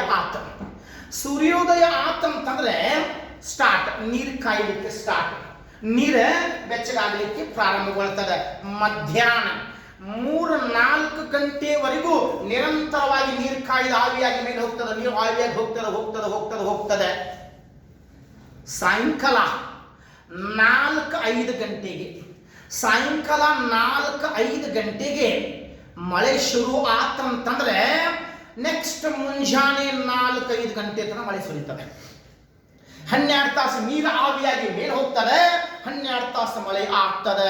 ವರ್ಷದ 12 ತಿಂಗಳ ಮಳೆ ಆಗ್ತದೆ. ಎಸ್, UPSC ಒಳಗೆ ಕ್ವಶನ್ ಕೇಳ್ಯಾನ, ನಿಮ್ಮ KS ಎಕ್ಸಾಮ್ದಾಗ ಪ್ರಶ್ನೆ ಕೇಳ್ಯಾನ, UGC ನೆಟ್ ಎಕ್ಸಾಮ್ದಾಗ ಪ್ರಶ್ನೆ ಕೇಳ್ಯಾನ. ಸಮಭಾಜಕ ವೃತ್ತಕ್ಕೆ ಅವೇನು ಪ್ರಶ್ನೆ ಕೇಳ್ಯಾನ? ಋತುಮಾನಗಳು ಇಲ್ಲದೆ ಇರುವ ಪ್ರದೇಶ ಯಾವುದು? ಋತುಮಾನಗಳು ಇಲ್ಲದೆ ಇರುವ ಪ್ರದೇಶ. ಋತುಮಾನಗಳು ಇಲ್ಲದೆ ಇರುವ ಪ್ರದೇಶ. which region is called seasonless. ಹೌದಾ? seasonless region. ಋತುಮಾನಗಳು ಇಲ್ಲದೆ ಇರುವ ಪ್ರದೇಶ ಯಾವುದಪ್ಪ? ಸಮಭಾಜಕ ವೃತ್ತ ಪ್ರದೇಶ. ಸಮಭಾಜಕ ವೃತ್ತ ಪ್ರದೇಶ ಇದು ಋತುಗಳು ಆಗಂಗಿಲ್ಲ. ಇಲ್ಲಿ ಒಟ್ಟ ಋತುಗಳು ಚೇಂಜ್ ಆಗಂಗಿಲ್ಲ. ಇಲ್ಲಿ ಒಟ್ಟ ಸೀಸನ್ಸ್ ಚೇಂಜ್ ಆಗಂಗಿಲ್ಲ. ಹೌದಾ? ಯಾಕೆ? ವರ್ಷದ 12 ತಿಂಗಳ ಒಂದ ಋತು, ಒಂದ ಕಾಲ, ಅದು ಮಳೆಗಾಲ. ಎಲ್ಲಾ ಕಡೆ ಋತುಗಳು ಚೇಂಜ್ ಆಗ್ತಾವ. ಬೇಸಿಗೆ ಕಾಲ, ಚಳಿಗಾಲ, ವಸಂತ ಕಾಲ, ಶರತ್ಕಾಲ ಎಲ್ಲಾ ಕಡೆ ಚೇಂಜ್ ಆಗ್ತಾವ. ಆದ್ರೆ ಈ ಪ್ರದೇಶದೊಳಗೆ ಮಾತ್ರ ಋತುಗಳು ಚೇಂಜ್ ಆಗಂಗಿಲ್ಲ. ಯಾವಾಗಲೂ ಒಂದ ಋತು.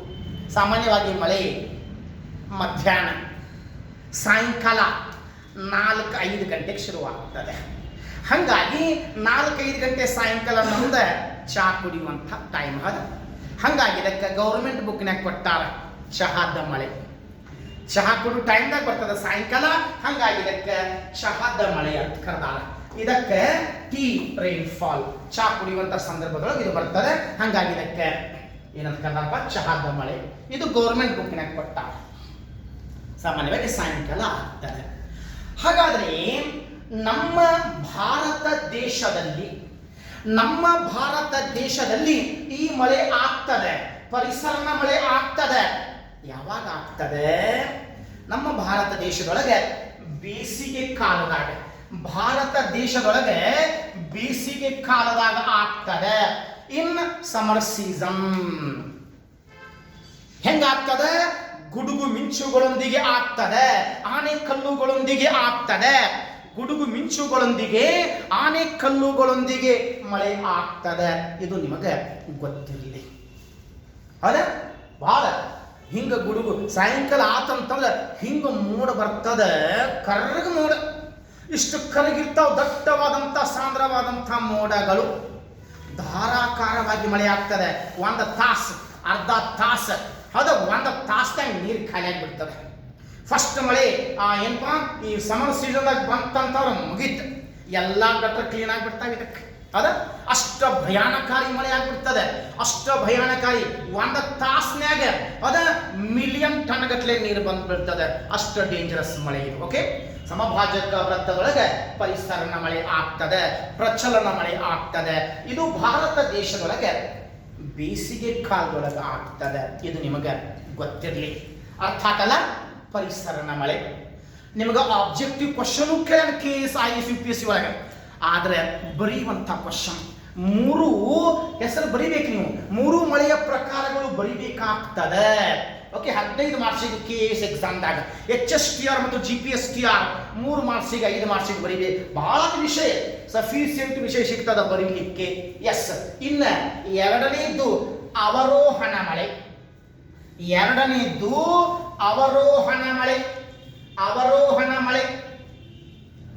ಅವರೋಹಣ ಮಳೆ ಎಲ್ಲಿ ಆಗ್ತದ ಅದರ ಬಗ್ಗೆ ಸ್ವಲ್ಪ ಡಿಸ್ಕಷನ್ ಮಾಡೋಣ. ಓರೋಗ್ರಾಫಿಕ್ ರೈನ್ಫಾಲ್.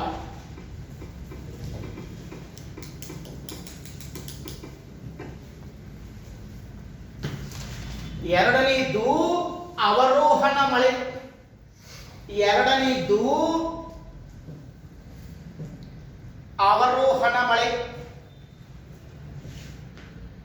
ನೋಡಬೇಡ.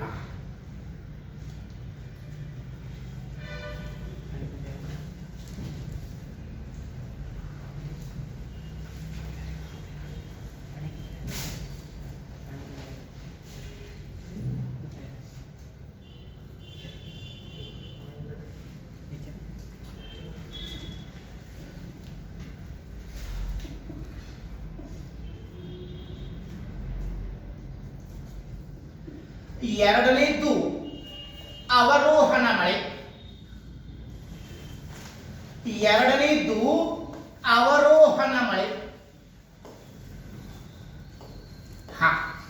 ನೋಡ್ರಿ, ಅವರೋಹಣ ಮಳೆ ಎಲ್ಲಿ ಆಗ್ತದೆ ವಿಶೇಷವಾಗಿ, ಹೆಂಗಾಗ್ತದೆ ಇಲ್ಲಿ ನೋಡಿ.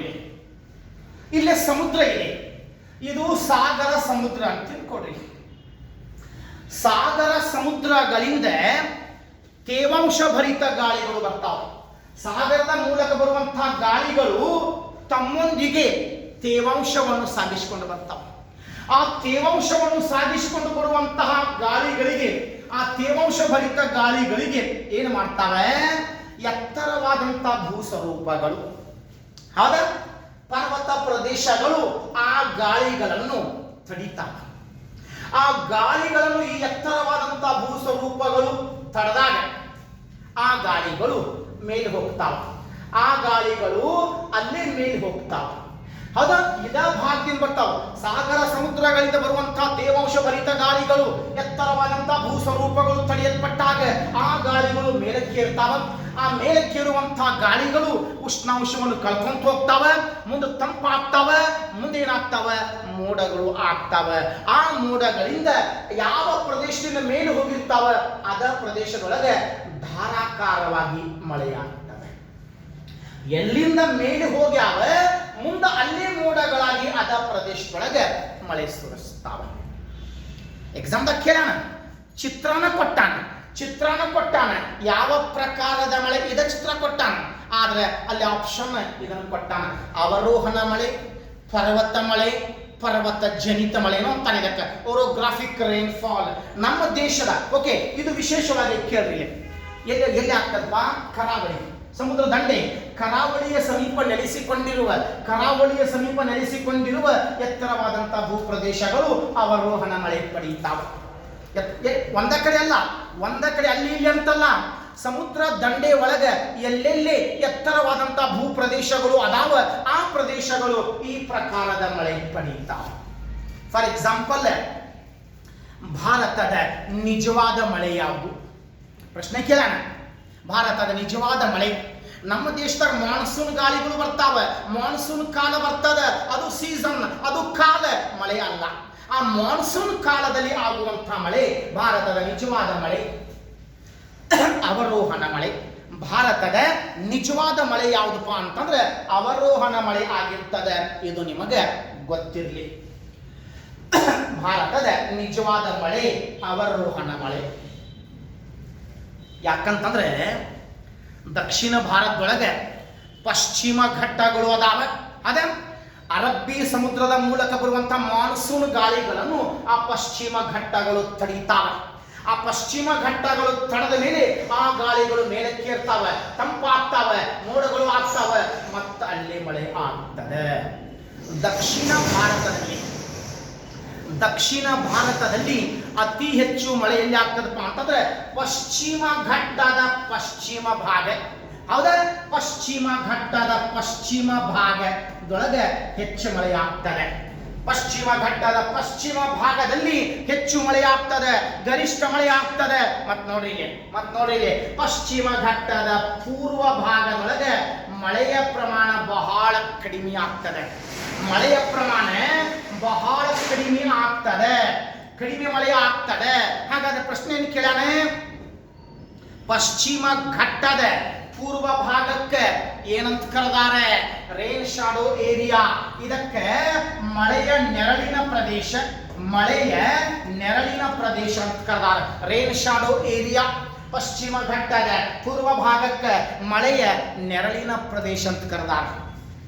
ಈಗ ನೋಡ್ರಿ, ಉತ್ತರ ಕನ್ನಡ ಜಿಲ್ಲೆ ಒಳಗೆ ಮಳೆ ಹೆಚ್ಚಾಗ್ತದೆ. ಧಾರವಾಡಕ್ಕೆ ಮಳೆ ಹೆಚ್ಚಾಗ್ತದೆ.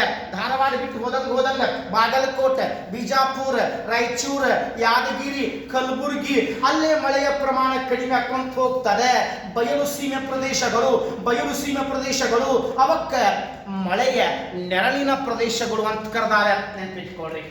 ಈ ಮಳೆ ಅಲ್ಲೇ ಆಗ್ತದ ಇಲ್ಲೇ ಆಗ್ತದ ಅನ್ನಂಗಿಲ್ಲ. ಕರಾವಳಿಯ ಸಮೀಪ ಎತ್ತರವಾದಂತಹ ಭೂಸ್ವರೂಪಗಳು ಇದ್ರೆ ಮಳೆ ಪಡೀತಾವ. ಹಾಗಾದ್ರೆ ಮಳೆ ಪಡಿಲಿಕ್ಕೆ, ಮಳೆ ಆಗ್ಲಿಕ್ಕೆ ಆ ಭೂಸ್ವರೂಪಗಳು ಎಷ್ಟು ಎತ್ತರವಾಗಿರ್ಬೇಕೆ? ಮ್ಯಾಕ್ಸಿಮಮ್ 1200ರಿಂದ 2000 ಮೀಟರ್ ಹೈಟ್ ಇದ್ರೆ ಸಾಕು. 2000 ಮೀಟರ್ ಬಹಳ ಆತ. Okay 800, 1200, 1400, 1600 metre. ಆದ್ರೆ ಬಹಳ ಎತ್ತರವಾದ್ರೆ ಮಳೆ ಆಗಂಗಿಲ್ಲ. 4000 metre, 5000 metre, 6000 metre, 8000 metre height ಇದ್ರೆ ಮಳೆ ಆಗಂಗಿಲ್ಲ. ಯಾಕೆ? ಆ ತೇವಾಂಶ ಭರಿತ ಗಾಳಿಗಳು ಪೂರ್ತಿ ಮೇಲೆ ಹೋದವು ಅಂತಂದ್ರೆ 8000 ಮೀಟರ್, 6000 ಮೀಟರ್, 7000 ಮೀಟರ್ ಹೈಟ್ ಹೋದವು ಅಂತಂದ್ರೆ ಆ ತೇವಾಂಶ ಭರಿತ ಗಾಳಿಗಳು ಪೂರ್ತಿ ತಂಪಾಗ್ತಾವೆ. ಪೂರ್ತಿ ಕನಿಷ್ಠ ಉಷ್ಣಾಂಶದಾಗ ಆ ಪೂರ್ತಿ ತಂಪಾಗಿ ಹಿಮದ ರೂಪ ತಾಳ್ತದೆ. ಹಿಮದ ರೂಪ ತಾಳ್ತದೆ. ಪರ್ವತ ಪ್ರದೇಶಗಳ ಮೇಲೆ ಹಿಮ ಬೀಳುತ್ತದೆ. ಹಿಮ ಘನ ರೂಪದಾಗ ಬಂದು ಬೀಳುತ್ತದೆ. ಹಂಗಾಗಿ ನಿರ್ದಿಷ್ಟ ಮಟ್ಟ ಹೈಟ್ ಇರ್ಬೇಕು. 2000 ಮೀಟರ್ ಒಳಗಿರ್ಬೇಕು ಅಂದ್ರೆ ಅವರೋಹಣ ಮಳೆ ಆಗ್ತದೆ. 3000, 4000, 6000 ಹೈಟ್ ಇದ್ರೆ ಮಳೆ ಆಗಂಗಿಲ್ಲ. ಬದಲಾಗಿ ಅಲ್ಲೇ ಅದು ಮೇಲೆ ಹೋದಂಥ ಗಾಳಿಗಳು, ತೇವಾಂಶ ಭರಿತ ಗಾಳಿಗಳು ಹಿಮದ ರೂಪ ತಾಳ್ತಾವೆ. ಎಸ್, ಭಾರತದ ನಿಜವಾದ ಮಳೆ ಅವರೋಹಣ ಮಳೆ. ಪಶ್ಚಿಮ ಘಟ್ಟದ ಪಶ್ಚಿಮ ಭಾಗಗಳು ಹೆಚ್ಚು ಮಳೆ ಪಡೀತಾವೆ. ಪಶ್ಚಿಮ ಘಟ್ಟದ ಪಶ್ಚಿಮ ಭಾಗಗಳು ಹೆಚ್ಚು ಮಳೆ ಪಡೀತಾವೆ. ಪಶ್ಚಿಮ ಘಟ್ಟದ ಪೂರ್ವ ಭಾಗಗಳು ಕನಿಷ್ಠ ಮಳೆ ಪಡೀತಾವೆ, ಕಡಿಮೆ ಮಳೆ ಪಡೀತಾವೆ. ಇವಕ್ಕ ಮಳೆಯ ನೆರಳಿನ ಪ್ರದೇಶ, ಇವಕ್ಕ ರೇನ್ ಶಾಡೋ ಏರಿಯಾ ಅಂತ ಕರೆದಾರೆ. ಇದು ನಿಮಗೆ ಗೊತ್ತಾಗಲಿ, ಅರ್ಥ ಆಗಿರ್ಬೇಕಲ್ಲ. ಎಸ್, ಇನ್ನು ಮೂರನೇದ್ದೆ ಆವರ್ತ ಮಳೆ. ಮೂರನೇದ್ದೆ ಆವರ್ತ ಮಳೆ. Cyclonic rainfall. Cyclonic rainfall, frontal or cyclonic rainfall. Frontal or cyclonic rainfall ಹೆಸರು ಎರಡದ ಹೇಳ್ತೇನೆ. ಒಂದೇ ಫ್ರಂಟಲ್ ಅಂತ ಹೇಳಬಹುದು, frontal or cyclonic rainfall. Cyclonic rainfall images. Cyclonic rainfall, frontal or cyclonic rainfalls. Just there, ನೋಡ್ಕೊಳ್ಳಿ. Fronts, air masses.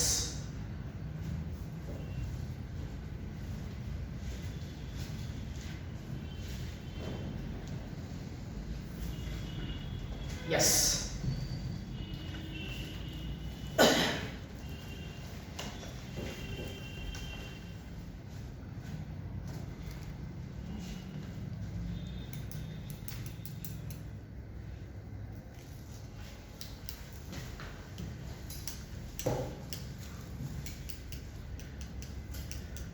ಮೂರನೇದು ಆವರ್ತ ಮಳೆ.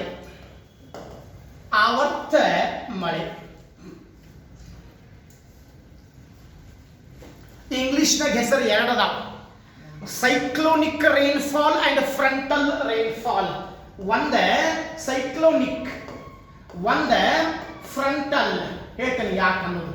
ಸೈಕ್ಲೋನಿಕ್ ಅಂತಂದ್ರೆ ಚಂಡಮಾರುತಗಳು. ಚಂಡಮಾರುತಗಳಿಂದ ಮಳೆಯಾಗ್ತದೆ, ಸೈಕ್ಲೋನಿಕ್ ರೈನ್ಫಾಲ್. ಮತ್ತೊಂದು ಮಳೆ ಫ್ರಂಟಲ್, ಮತ್ತೊಂದು ಹೆಸರು ಫ್ರಂಟಲ್ ರೈನ್ಫಾಲ್. ಏನಂತಂದ್ರೆ ವಾಯುರಾಶಿಗಳು, ಎರಡು ಪ್ರಕಾರದ ವಾಯುರಾಶಿಗಳು ಬಂದು ಕೂಡ್ತಾವ. ಎರಡು ಪ್ರಕಾರದ ವಾಯುರಾಶಿಗಳು ಕೂಡುವುದರಿಂದ ಆವರ್ತ ಮಳೆ ಆಗ್ತದೆ. ಹೇಳ್ತೇನೆ, ಡೀಟೇಲ್ ಆಗಿ ಹೇಳ್ತೇನೆ. ಎಸ್, ಒಂದೇದ್ದೆ ಸೈಕ್ಲೋನಿಕ್ ರೈನ್ಫಾಲ್, ಆವರ್ತ ಮಳೆ. ಆವರ್ತ ಗಾಳಿಗಳಿಂದ, ಆವರ್ತ ಗಾಳಿಗಳಿಂದ ಆವರ್ತ ಮಳೆ ಆಗ್ತದೆ. ಅಂದ್ರೆ ಎಲ್ಲೆಲ್ಲಿ ಚಂಡಮಾರುತಗಳು ಬರ್ತಾವ, ಎಲ್ಲೆಲ್ಲಿ ಆವರ್ತ ಗಾಳಿಗಳು ಬರ್ತಾವ, ಆ ಎಲ್ಲ ಪ್ರದೇಶಗಳಲ್ಲಿ ಆವರ್ತ ಮಳೆ ಆಗ್ತದೆ. ಎಸ್, ಇನ್ನೊಂದು ಫ್ರಂಟಲ್. ಫ್ರಂಟಲ್ ಅಂದ್ರೆ ವಾಯು ರಾಶಿಗಳ ಸಂಗಮದಿಂದ, ವಾಯು ರಾಶಿಗಳ ಮಿಲನದಿಂದ, ಸಂಗಮದಿಂದ ಆವರ್ತ ಮಳೆ ಆಗ್ತದೆ. ಏರ್ ಮ್ಯಾಸಸ್, ವಾಯು ರಾಶಿಗಳು. ವಾಯು ರಾಶಿಗಳಲ್ಲಿ ಎರಡು ಪ್ರಕಾರ ಬರ್ತದೆ, ಉಷ್ಣ ವಾಯು ರಾಶಿ ಮತ್ತು ಶೀತ ವಾಯು ರಾಶಿ. Warm air masses and cold air masses. ಒಂದೇ ಉಷ್ಣ ವಾಯು ರಾಶಿ, ಉಷ್ಣ ವಾಯು ರಾಶಿ ಅಂತ ಕರೆದೇವಿ. ಎರಡನೇದ್ದೆ ಶೀತ ವಾಯು ರಾಶಿ ಅಂತ ಕರೆದೇವಿ. ಇಂಗ್ಲಿಷ್ ಒಳಗೆ ವಾರ್ಮ್ ಏರ್ ಮ್ಯಾಸಸ್, ಏರ್ ಮ್ಯಾಸಸ್. ಮತ್ತೊಂದು ಕೋಲ್ಡ್ ಏರ್ ಮ್ಯಾಸಸ್. ಎಸ್, ಉಷ್ಣ ವಾಯು ರಾಶಿ ಉಷ್ಣ ವಲಯದಿಂದ ಬರ್ತದೆ. ಶೀತವಾಯು ರಾಶಿ ಶೀತ ವಲಯದಿಂದ ಬರ್ತದೆ. ನೋಡ್ರಿ ಇಲ್ಲಿ ಒಂದು ರೆಡ್ ಲೈನ್ ಕೊಟ್ಟಾರ ನೋಡಿ, ರೆಡ್ ಲೈನ್ ಅದ ಇದು ನೋಡ್ರಿ, ಇಲ್ಲಿ ನೋಡಿ ರೆಡ್ ಲೈನ್ ಇದು ಹೇಳ್ತೀನಿ ನಾನು ಮುಗಿಸಿದ. ಒಂದು ಕಡೆಯಿಂದ ಉಷ್ಣ ವಲಯ ಇದು 0 ಡಿಗ್ರಿ ಅಂತ ತಿಳ್ಕೊಳ್ಳಿ, ಸಮಭಾಜಕ ವೃತ್ತ, ಇಲ್ಲಿಂದ ಉಷ್ಣವಾಯು ರಾಶಿ ಬರ್ತದೆ. ಧ್ರುವ ಪ್ರದೇಶ ಶೀತ ವಲಯಗಳಿಂದ ಶೀತವಾಯು ರಾಶಿ ಬರ್ತದೆ. ಉಷ್ಣ ವಲಯದಿಂದ ಉಷ್ಣವಾಯು ರಾಶಿ ಬರ್ತದೆ, ಶೀತ ವಲಯದಿಂದ ಶೀತವಾಯು ರಾಶಿ ಬರ್ತದೆ. ಎರಡು ವಾಯು ರಾಶಿಗಳು ಎಲ್ಲಿ ಕೂಡ್ತಾವೆ? ಸಮಶೀತೋಷ್ಣ ವಲಯದಾಗ ಕೂಡ್ತಾವೆ. Warm air masses comes from equator, warm regions. Cold air mass comes from cold regions or polar regions. Both air masses joins at subtropical zones. ಹೌದಾ? ಸಮಶೀತೋಷ್ಣ ವಲಯದಾಗ ಬಂದು ಕೂಡ್ತಾವೆ. ಹೌದಾ? ಉಷ್ಣವಾಯು ರಾಶಿ ಹಗುರಿರ್ತದೆ, ಶೀತವಾಯು ರಾಶಿ ಭಾರವಾಗಿರ್ತದೆ. ಉಷ್ಣವಾಯು ರಾಶಿ ಮೇಲಿರ್ತದೆ, ಶೀತವಾಯು ರಾಶಿ ಕೆಳಗಿರ್ತದೆ. ಆ ಎರಡು ವಾಯು ರಾಶಿಗಳು ಕೂಡ್ತಾವೆ. ಉಷ್ಣವಾಯು ರಾಶಿ ಮೇಲೆ, ಶೀತವಾಯು ರಾಶಿ ಕೆಳಗೆ. ಆ ಎರಡು ವಾಯು ರಾಶಿಗಳು ಅಲ್ಲೇ ಮೇಲೆ ಇರ್ತಾವೆ. ಅಲ್ಲೇ ಮೇಲೆ ಏರ್ದಂಗೆ ಏನಾಗ್ತದೆ? ಉಷ್ಣವಾಯು ರಾಶಿ ತನ್ನ ಉಷ್ಣಾಂಶ ಕಳ್ಕೊಂಡು ತಂಪಾಗ್ತದೆ. ಉಷ್ಣ ಮತ್ತು ಶೀತವಾಯು ರಾಶಿಗಳು ಎರಡು ಕೂಡ್ಕೊಂಡೆ ಮತ್ತೆ ಮೇಲೆ ಹೋಗ್ತಾವೆ, ಇನ್ನೂ ತಂಪಾಗ್ತಾವೆ, ಪೂರ್ತಿ ತಂಪಾಗಿ ಮೋಡಗಳಾಗಿ ಮಳೆ ಸುರಿಸ್ತಾವೆ. ಎರಡು ಕಾರಣಗಳಿಂದ, ಒಂದು ಚಂಡಮಾರುತಗಳಿಂದ ಆವರ್ತ ಗಾಳಿಗಳಿಂದ ಮಳೆ ಆಗ್ತದೆ. ಹಾಗಾಗಿ ಸೈಕ್ಲೋನಿಕ್ ರೈನ್ಫಾಲ್ ಮತ್ತು ವಾಯು ರಾಶಿಗಳ ಸಂಗಮದಿಂದ ಮಳೆ ಆಗ್ತದೆ. ಎಸ್. ಮತ್ತೊಂದು ಪ್ರಶ್ನೆ ನಿಮ್ಮ PCDs ಕೇಳಿಲ್ಲ, IAS ಮತ್ತು KS ಲೆವೆಲ್ದಾಗ ಪ್ರಶ್ನೆ ಕೇಳ್ಯಾನ, UGC ನೆಟ್ ಲೆವೆಲ್ದಾಗ ಕೇಳ್ಯಾನ. ಉಷ್ಣ ವಾಯು ರಾಶಿ ಮತ್ತು ಶೀತ ವಾಯು ರಾಶಿಗಳು ಕೂಡುವಂತಹ ಈ ರೇಖೆಗೆ ಏನಂತ ಕರೆದಾರ? ವಲಯಕ್ಕೆ ಏನಂತ ಕರೆದಾರ? ಕನ್ನಡದೊಳಗೆ ವಾಯುಮುಖ. ಉಷ್ಣ ವಾಯು ರಾಶಿ ಶೀತವಾಯು ರಾಶಿಗಳು ಕೂಡುವಂತಹ ವಲಯಕ್ಕೆ ವಾಯುಮುಖ. ಇಂಗ್ಲಿಷ್ ನೊಳಗೆ ಫ್ರಂಟ್ಸ್. ಹಂಗಾಗಿ ಫ್ರಂಟಲ್ ರೈನ್ಫಾಲ್ ಫ್ರಂಟ್ಸ್. ಉಷ್ಣವಾಯು ರಾಶಿ ಶೀತವಾಯು ರಾಶಿಗಳು ಒಟ್ಟಾರೆ ಬೇರೆ ವಾಯು ರಾಶಿಗಳು ಕೂಡುವಂತಹ ವಲಯಕ್ಕೆ ಏನಂತ ಕರೆದಾರೆ? ಕನ್ನಡದೊಳಗೆ ವಾಯುಮುಖ, ಇಂಗ್ಲಿಷ್ ನೊಳಗೆ ಫ್ರಂಟ್ಸ್. ಎಸ್. ಮತ್ತು UGC ನೆಟ್ ಎಕ್ಸಾಮ್ದಾಗ ಮತ್ತೆ ಎರಡು ಕ್ವಶನ್ ಕೇಳ್ಯಾನ. ಉಷ್ಣವಾಯು ರಾಶಿ ಹೆಂಗಿರ್ತದೆ? ಸಾರಿ ವಾರ್ಮ್ ಉಷ್ಣವಾಯುಮುಖ, ಶೀತವಾಯುಮುಖ. ವಾರ್ಮ್ ಫ್ರಂಟ್ ಹೆಂಗಿರ್ತದೆ, ಕೋಲ್ಡ್ ಫ್ರಂಟ್ ಹೆಂಗಿರ್ತದೆ ಕೇಳ್ರಿ. ಉಷ್ಣವಾಯುಮುಖ ವಾರ್ಮ್ ಫ್ರಂಟ್ ಹೆಂಗಿರ್ತದೆ? ಬಳಿದಾದ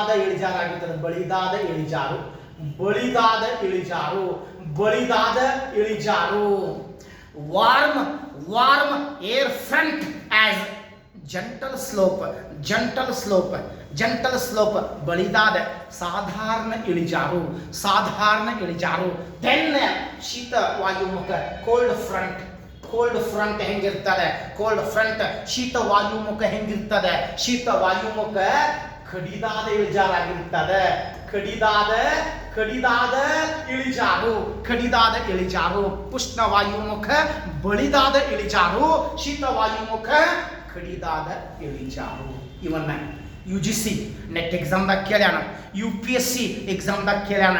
ಬಟ್ ನಮ್ಮ ಕಡೆ ಕೇಳಿದ್ರು KS ಎಕ್ಸಾಮ್ದಾಗ ಕೇಳ್ತಾನ, ನಮ್ಮ ಕಡೆ ಕೇಳಿದ್ರು HSTR ಮತ್ತು GPSTR ಎಕ್ಸಾಮ್ದಾಗ ಕೇಳ್ತಾನ. ಯಾಕೆ ಡಿಫಿಕಲ್ಟ್ ಆಗಿರ್ತಾವೆ ಇವೆಲ್ಲ, ಡಿಫಿಕಲ್ಟ್ ಪಾಯಿಂಟ್ಸ್ ಕೇಳುವಂಥ ಕ್ವಶನ್ಸ್ ಆಗಿರ್ತಾವೆ. ನೆನ್ಪಿಟ್ಕೊಳ್ಳಿ, ಅರ್ಥ ಆಗಿರ್ಬೇಕಲ್ಲ. ಪರಿಸರಣ ಮಳೆ, ಅವರೋಹಣ ಮಳೆ ಮತ್ತು ಆವರ್ತ ಮಳೆ. ಸ್ವಾಭಾವಿಕ ಮಳೆ ಒಳಗೆ 3 ಪ್ರಕಾರ ಬರ್ತಾವೆ. ಇನ್ನು ಲಾಸ್ಟ್ ಮೂರನೇದ್ದು ಆಗಲ ವರ್ಷನ್ ನಾನು ಆಮ್ಲ ಮಳೆ, ಆಸಿಡ್ ರೇನ್. ಆಮ್ಲ ಮಳೆ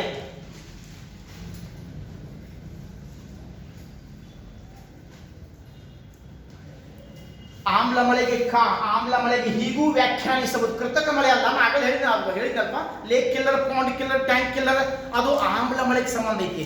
ಆಮ್ಲ ಮಳೆಗೆ ನಾವು ಲೇಕ್ ಕಿಲ್ಲರ್ ಅಂತ ಹೇಳ್ಬೋದು, ಲೇಕ್ ಕಿಲ್ಲರ್. ಇನ್ನ ಆಸಿಡ್ ರೈನ್, ಆಮ್ಲ ಮಳೆ, ಇದನ್ನು ಮುಗಿಸಿಬಿಡ್ತೇನೆ.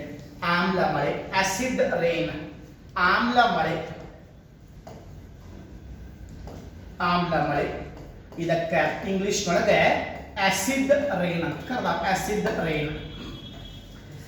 ಆಮ್ಲ ಮಳೆಗೆ ಕಾರಣವೇನು? ಹೌದಾ? ಆಮ್ಲ ಮಳೆಗೆ ಕಾರಣವೇನು? ಬಹಳ ಎಕ್ಸಾಮ್ದಾಗ ಕೇಳ್ಯಾನ. ಕೆಲವೊಂದು ಎಕ್ಸಾಮ್ದಾಗ ಕೇಳಿದಾಗ ವಾಯು ಮಾಲಿನ್ಯ, ಕೆಲವೊಂದು ಎಕ್ಸಾಮ್ದಾಗ ಕೇಳಿದಾಗ ವಾಯು ಮಾಲಿನ್ಯ ಆಮ್ಲ ಮಳೆಗೆ ಕಾರಣ. ಕೆಲವೊಂದು ಎಕ್ಸಾಮ್ದಾಗ ಆಮ್ಲ ಮಳೆಗೆ ಕಾರಣ ಗಂಧಕದ ಡೈಆಕ್ಸೈಡ್, ಹೌದಾ? ಗಂಧಕದ ಡೈಆಕ್ಸೈಡ್ ಆಮ್ಲ ಮಳೆಗೆ ಕಾರಣ. ಗಂಧಕದ ಡೈಆಕ್ಸೈಡ್ ಆಮ್ಲ ಮಳೆಗೆ ಕಾರಣ. ಬೇರೆ ಬೇರೆ ಸಿಟಿ ಒಳಗೆ ಹೀಗೆ ಪ್ರಶ್ನೆ ಕೇಳ್ಯಾನ. ಎಸ್, KS ಎಕ್ಸಾಮ್ದಾಗ ಕ್ವಶನ್ ಕೇಳ್ಯಾನ. ಆಮ್ಲ ಮಳೆಗೆ ಕಾರಣವೇನು? ಅಲ್ಲೇ ಆನ್ಸರ್ ಹೆಂಗ್ ಕೊಟ್ಟಾನ ನೋಡ್ರಿ. ಆನ್ಸರ್ ಹೆಂಗ್ ಕೊಟ್ಟಾನ? ಕೈಗಾರಿಕೆಗಳ ದಹನ